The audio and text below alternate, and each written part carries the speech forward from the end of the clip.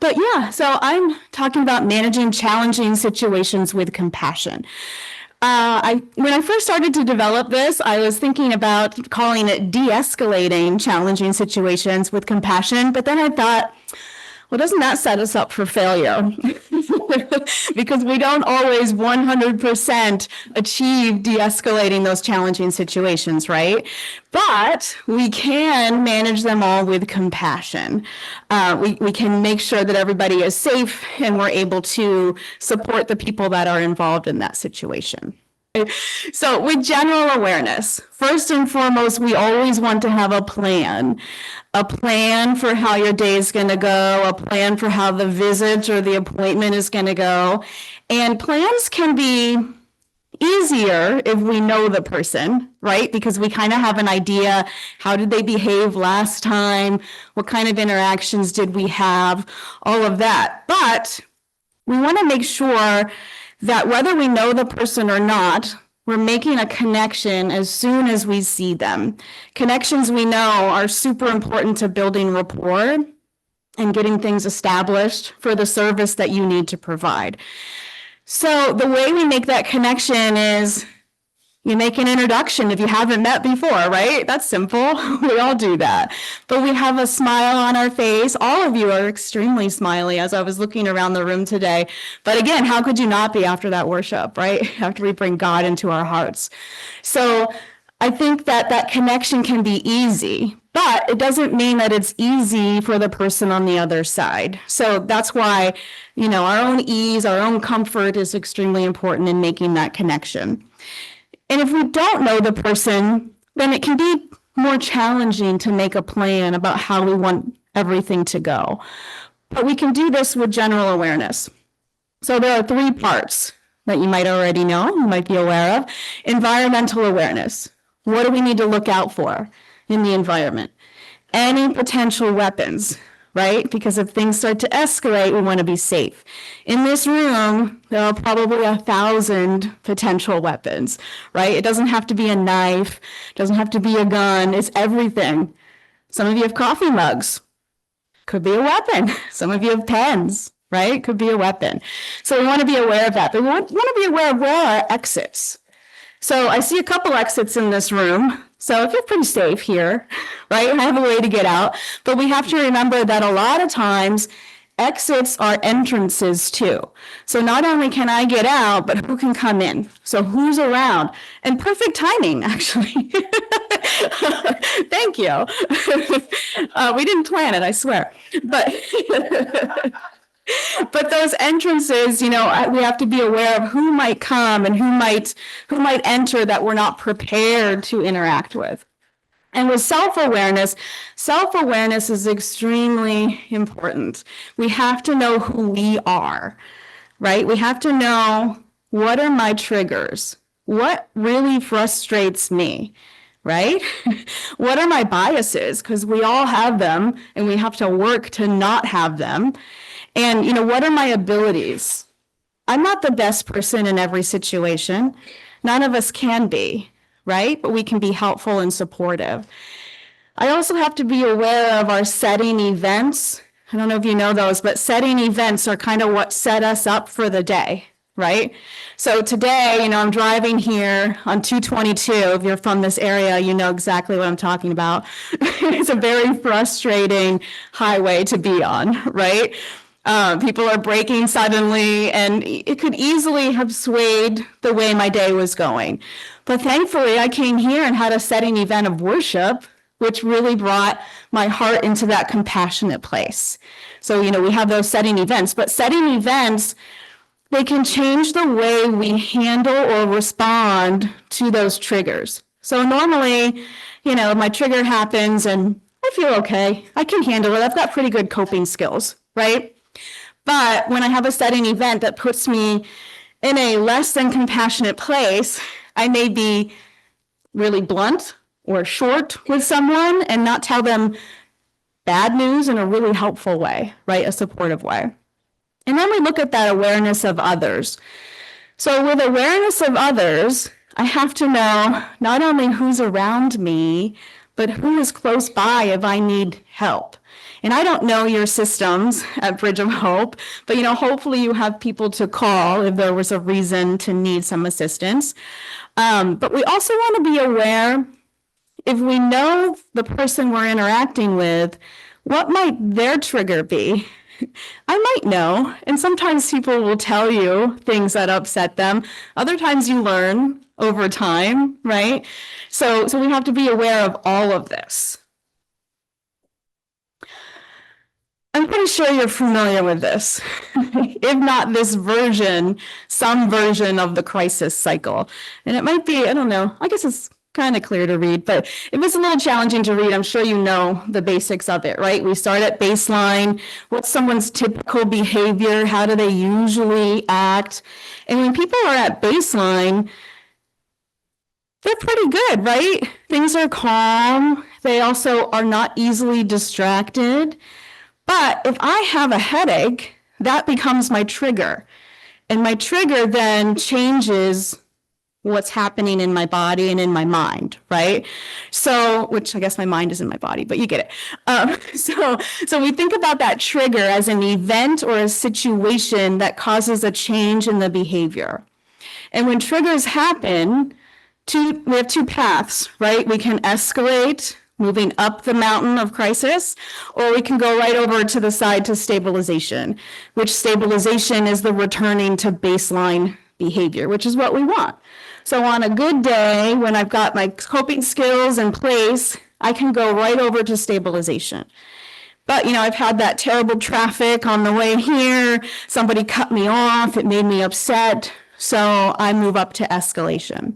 Escalation, we know, is that increase in the severity or the intensity of the behavior. And escalation can go in two directions. It's all about choices, right? So I can either go all the way up to crisis, or I can go to de-escalation, which de-escalation we're going to talk a lot about today is, what we want for someone. But if we move into crisis, then we know that somebody is becoming a danger to themselves, danger to other people, or they have significant property destruction. So those three things can be the sign of the crisis. And hopefully, like I said, we're getting to that de-escalation period where we're starting to calm down, we're returning to stabilization for that baseline behavior, but we might have that post-crisis drain happening. And, all the crisis cycles say something along that lines of post-crisis drain, but really it's post-escalation drain. I don't have to have reached crisis to have those feelings of being exhausted because I was escalated for a period of time, just being worn out, right? Needing time to regroup. All of that happens during that post-crisis strain. So why do people get angry? Lots and lots of reasons people get angry, right? This is certainly not an all-encompassing list. So don't walk away saying, oh, you can't get angry for this reason. But we know that anger is a healthy emotion for us all to experience. And it's okay to experience as long as we express it in a way that is safe and respectful, right? So when people don't, is when that challenges our compassion. Because it's easy when people are being respectful to be compassionate, but when they're not, we want to make sure that we're pulling everything together and trying to be supportive, which we'll talk more about. Hang on, I keep thinking I slouch. So, okay, so the first one there is the power struggle. I have a need to be right in this conversation, and it's making me angry that you can't see the way that I want you to see. You can't come to my side, right? And we'll talk more about power struggles, but stress certainly can cause someone to be angry. And in fact, people who are experiencing chronic stress are actually having changes in their brain that is very similar to the changes in the brain when we're angry. So you're feeling chronic stress, you're feeling like you're angry, even if you're not. So if you're feeling angry, you're showing the anger, right? We usually show what we're feeling in some way. And then, of course, mental health conditions, somebody with ADHD, autism, bipolar disorder, they already have trouble regulating emotions. which means the anger may come faster than it would for other people if they don't have strong coping skills in place. And anxiety. Okay, anxiety causes stress, right? Causes frustration, all that worry. So if you're anxious over a long period of time, it's a buildup and easier to be angry. And we know that grief, it's a cycle. Anger is a part of that grief cycle. So it's in there. So grief can cause anger. And then not feeling heard or listened to. Has that ever made you mad? It certainly has made me mad, right? Like, you're just glossing over my opinion. It's like I'm not even in the room. So that can make people angry. And feeling disrespected or feeling threatened. And we know, as a trauma-informed care agency, the threat does not have to be right now. That threat could be years ago, but my mind is saying it's now. And we'll talk a little bit about that too. Oh, sorry. So unmet needs of anger.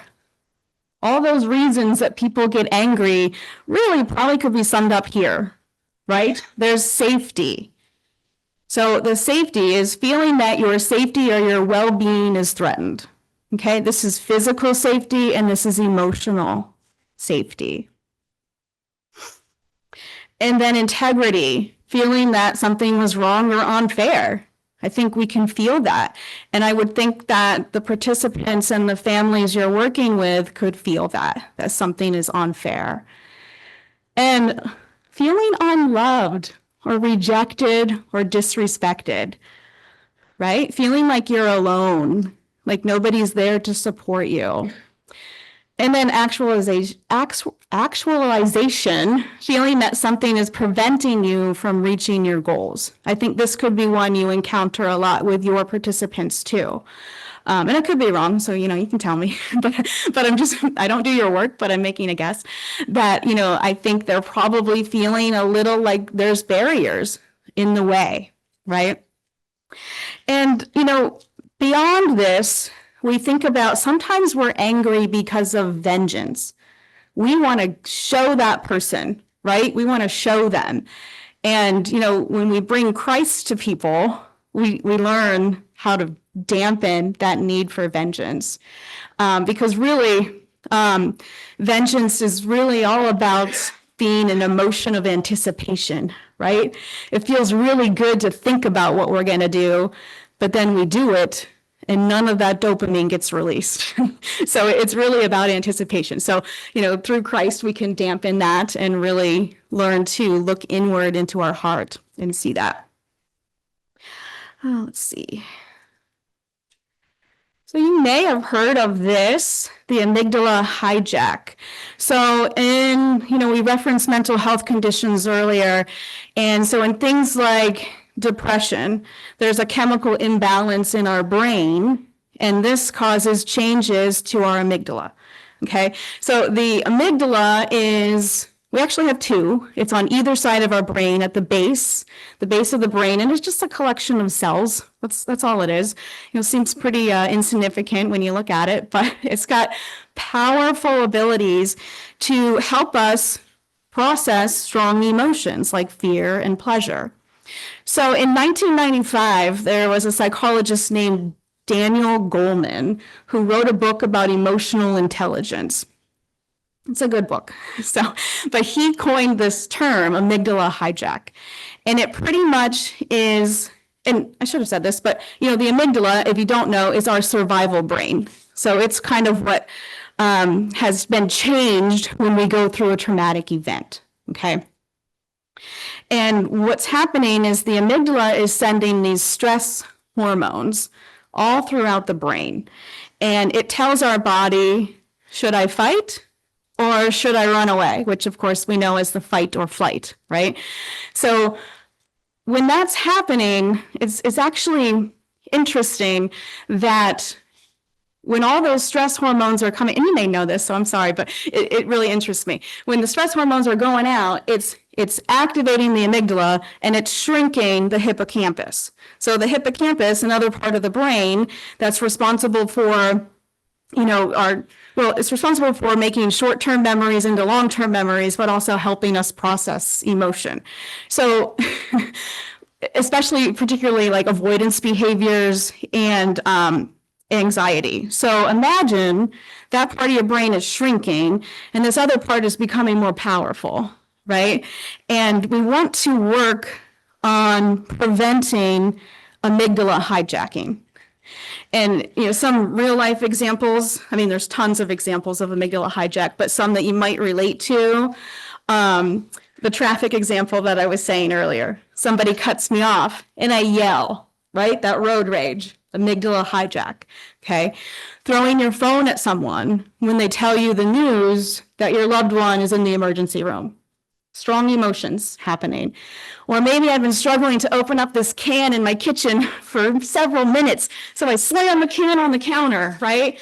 That's the amygdala hijack. So hopefully you can relate to some of those or have an idea of something similar. But we want to prevent this from happening, and the way we do that is by building up or activating our neocortex in our brain. So the neocortex is the logical brain. So we want to take that survival brain and replace it with our logical brain. This doesn't happen in a second.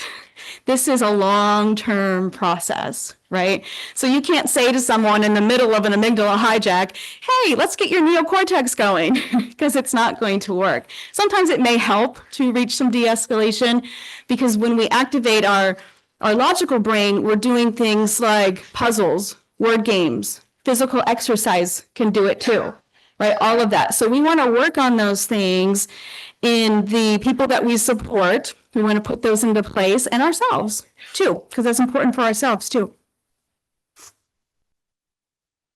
So let's talk about these possible signs of amygdala hijacking or the escalation. You probably are aware of these, but those physical signs that actually change for the person, right? You can see they're rapidly breathing. You may not know their heart is racing, but it's probably happening, right? Shaking, right? You can see the body visibly shaking. Their body stance changes. Everything is rigid. You can see that change. You also might hear cursing. Okay, that's a sign, definitely. Maybe they're becoming really loud or unusually silent. Both those things, if they're different than who they normally are, it's a sign that something's changing. And a lot of pacing or fidgeting, okay? So I've seen these in people, but I've seen some really different things too, right? Where they just sit down and they sit really still. Normally you'd think, okay, they're doing good. It's building inside, right? So you have to know the person that you're working with for sure. So what do we do about it? Just run? Of course not, right? Again, the environment is so important. I'm assessing this environment for anything that could be harmful if this goes up that crisis mountain, right? I'm also looking to see, can I move to a different area with this person who's escalating? If it was happening right now and one of you are escalating, probably better if we move to a private area, right? Because we remove this audience, which eliminates some of the embarrassment that might be coming into play. So it's really, showing that dignity and respect to say, let's talk over here, let's have a minute and limit these interactions, and it's quieter if we move somewhere else. And we want to make sure we avoid reactant statements. Let me know if this has ever worked for you. Someone is escalating and you say, calm down. Ever worked? I think in the history of history, it's never worked, right? Maybe once, I don't know. But usually if we say calm down, somebody's going to escalate more. I know if my husband tells me to calm down, he should just move, right? He should just go into another room because I'm going to get really mad. So, those reactant statements, or even something like, don't be upset. Okay? Or don't feel that way, right? Those aren't helpful statements. Those are reactant statements. It's telling people something to do in a really unhelpful way. And we don't like that. So instead, we want those supportive statements. If we can resolve the trigger, we should. If we know what it is and we can actually do something about it right then and there, why would we not? But most of the time we can't, right? Because the trigger is something bigger than the situation we're in. But those supportive statements are, I'm happy to listen if you want to talk. I'm here, right? I believe you. Sometimes that could be one of the most powerful statements we can say to someone. I believe you. I hear you, and I recognize that it's frustrating. Great. They feel heard, right? That's one of the reasons they get angry, is because they don't feel heard. So we want to counteract that. And just asking, really, what's the best way I can support you right now? Because sometimes we don't know, right? Shh, don't tell anyone. But we don't know what we can do. But they might have an idea, so let's ask. They could be helpful. And then, of course, humor. Humor is a cautionary tool, right? If you know the person, you can use humor. If you don't, I wouldn't, because we don't know their style of humor yet, and we don't know if they might think we're making fun of them instead of trying to crack a joke. So we want to steer clear of that. But redirection, of course, we know is an extremely handy tool because it comes in a variety of ways. Redirection is endless. I couldn't even begin. I could do a whole 45 minutes on redirection, right? But redirecting away from that frustrating situation could be helpful to maintain calm or return to calm. It doesn't mean the problem went away. We still need to address it, right? We can also look at decreasing demands.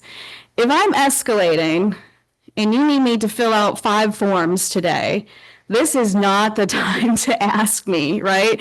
I'm not going to suddenly say, oh, forms, okay, let me, return to baseline. I'm good. Forms usually make people not be at baseline, right? So we want to make sure we decrease any demands, and so we can only make the demands that we need to make for safety in those moments. And then being aware of who else could help you, right? You guys have your systems. I'm not here to recreate those.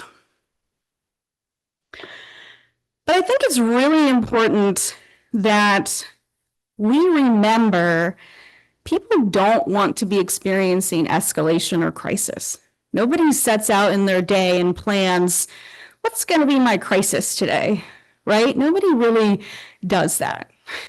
It could be a learned behavior. I've learned if I do this, I get the reaction that I want. People go away, or I get what I want, right? So we have to do a lot of retraining of that kind of coping skill.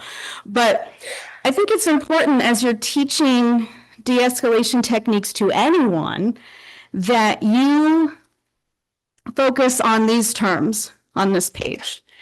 And I think, it's really easy to say, oh, just be understanding. That's so easy. We throw these words out all the time. But do we really know what they mean? That's important, right? And I'm gathering you do, but let's go over them and make sure when we teach people that they really know, because it's easy to say you do. So with understanding, this is comprehension, right? Do you understand what's happening? But in the circumstance of someone escalating, do you understand the feeling? Which means, can you see where they're coming from? Do you know what the unmet need is that's underneath that anger? Do you understand that? And of course, compassion, feeling or showing sympathy and concern to someone. I think you do that in your roles every single day, the work that you do, right? But do people really know what it means all the time? So showing that compassion is important. Being respectful, of course, being polite and courteous all the time, but treating people with their opinions in mind. So, their opinions matter. It's not just, oh, I've helped 20 participants. I got this, right? This is a unique participant for you. We have to make sure we avoid making any kind of assumptions. So just like I said, you've served many people in families, but not this person and not that family. Or maybe you did serve them before, but it's a new person, right? It pretty much is. They've been through some more of life. So what can happen? We want to look at empathy too. Thinking about empathy it's really a broad term to talk about social intelligence, right? That's all it really is. But we know there's different types of empathy that we can have. So if we have cognitive empathy, then my experiences and my knowledge are helping me to make an educated guess at what you're feeling. Okay, I've been through something similar, so maybe I know how you're feeling. I always talk to people about, going to a new place. We've all been to a new place. So sometimes you feel worried or nervous. Sometimes you feel excited, or maybe both, right? I always get worried about the parking. Am I going to have to parallel park? Because I'll have to go a block away.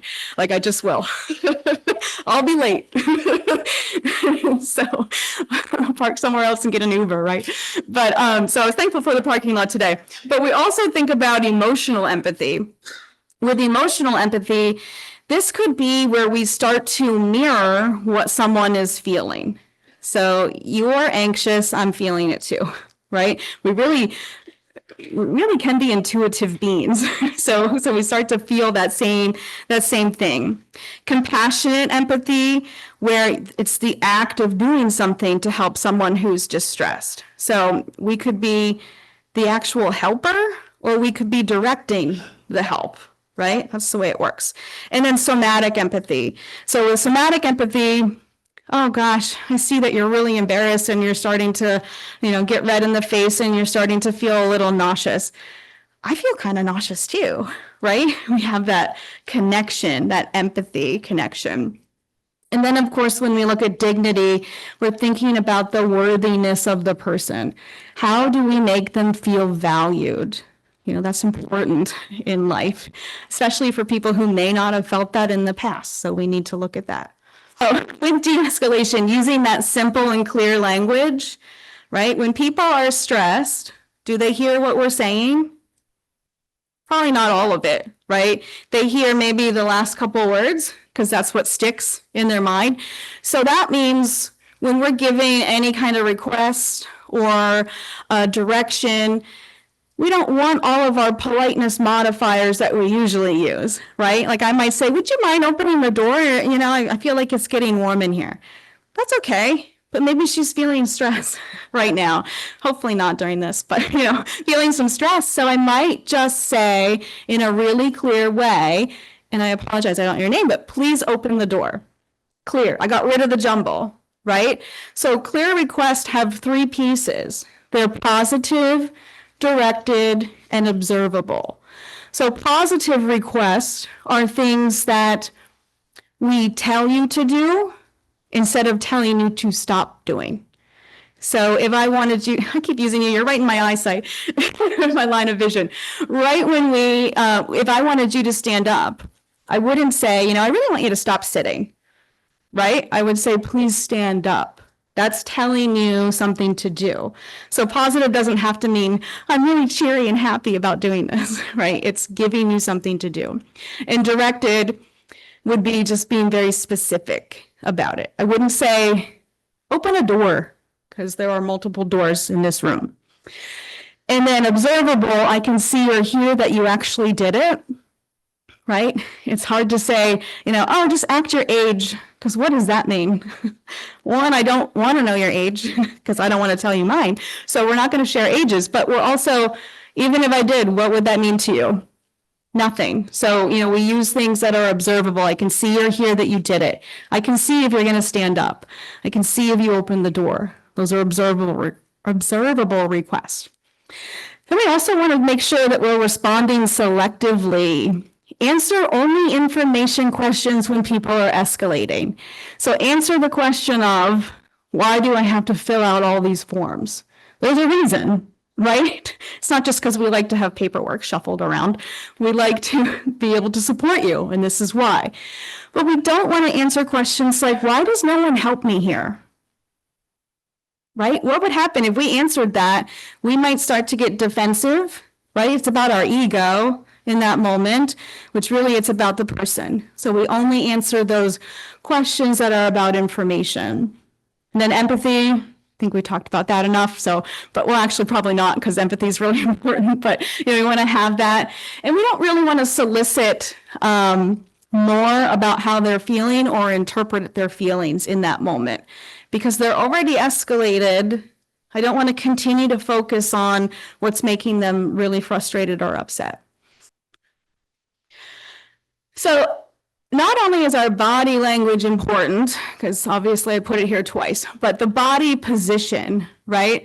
Body positioning when people are escalated is really about safety. Safety for you, but safety for them as well. So I always say when someone is escalated, we should be at the same eye level as that person. If they're sitting, I'm going to sit. If they're standing, I'm going to stand, right? And I'm also going to avoid putting myself in harm's way. So if this microphone was person escalating, I wouldn't stand here. I would stand here, right? Because I can turn away from the person who's escalating. Here, it's too late. There's probably going to be contact if they reach the point of crisis, right? But having a relaxed stance, your hands are open and in view, and I'm not holding things. If I'm holding this and it's behind my back, what is it? What am I going to do with it, right? Those are questions that will come up to that person who's feeling escalated. And we always want to think about that distance. So again, back to the proxemics, the space that I need to give someone is probably 2 arms lengths if they're escalating. Okay. So verbal de-escalation strategies, addressing the person by name is always helpful. It's not only respectful, but it clears up who you're talking to. There's maybe only one of that name in the room, right? And we can use that distraction that we talked about, any redirection techniques, changing the task. But in order to use redirection or distraction, we have to listen. We have to actively listen. By actively listening, we are finding out what is frustrating to that person in this moment.